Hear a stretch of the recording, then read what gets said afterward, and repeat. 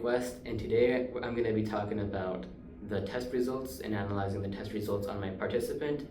If you guys remember, his name is Ashton Ewart. He is a 19-year-old male, and his main goals were to get stronger, build more muscle, and to get an overall better body composition.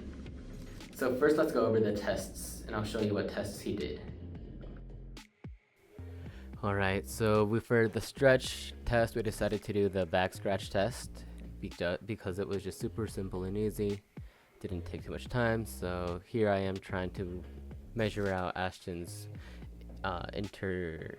overlapping, you could say, his overlapping, just trying to figure out how much he did. And I didn't really like the first attempt, so I decided to give it another go. And in the second attempt, he did a lot better, and he got around 4.5 inches of overlap, which is really good. Next was the YMCA bench press test for strength endurance. Here I should have probably put up the bar for him so he could start out, but he seemed to grab it just fine.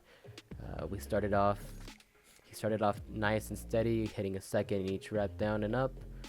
And here I am just making sure that he's having good form, everything is balanced and good.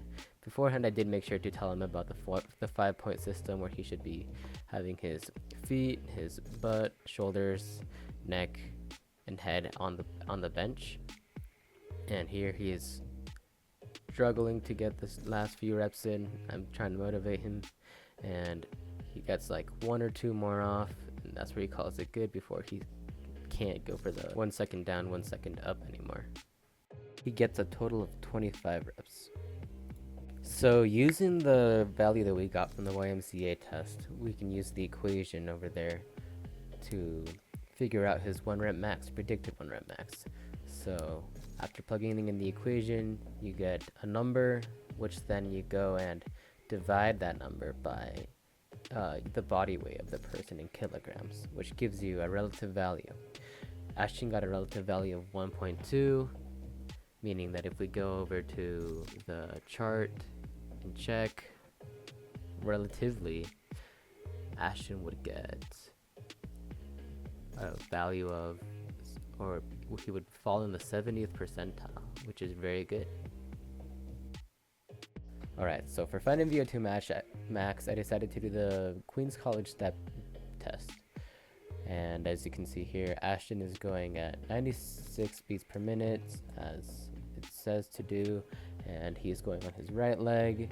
He does this for 1.5 minutes. I kind of recommended him, because since you have to switch once in between the tests, I just kind of recommended him to do it halfway through the test. Here he is using his left legs for the rest of the 1.5 minutes. At the end of the test, he had a heart rate of 117 beats per minute. For the body composition test, we went to the Student Wellness Center and got an in-body scan that they have over there. And see, these are just some of the results that Ashton got from his test, including his BMI and lean mass and all those things. So this is where I got this information from. Also, I do go more into this later on in the video. Ashton overall scored very good, and as I said, he was very well balanced in most things. And one place that would, according to the visually, as you can see, one place where he could improve on would be muscular endurance, meaning that if we wanted to improve on that, I would prescribe more muscular endurance type of training with reps and sets, or at least rep ranges of greater than 12 reps per set.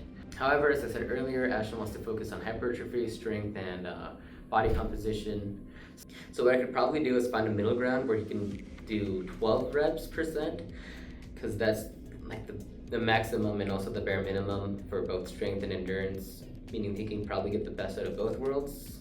And yeah, with the results of the body composition, Ashton got a weight of 139.6, skeletal muscle mass or lean muscle mass of 116.9, percent body fat of 16.23, right arm lean mass of 11.7, and left arm lean mass of 11.6, right leg lean mass of 20.5, and a left leg lean mass of 20.5. Again, he scored 70th percentile in this region.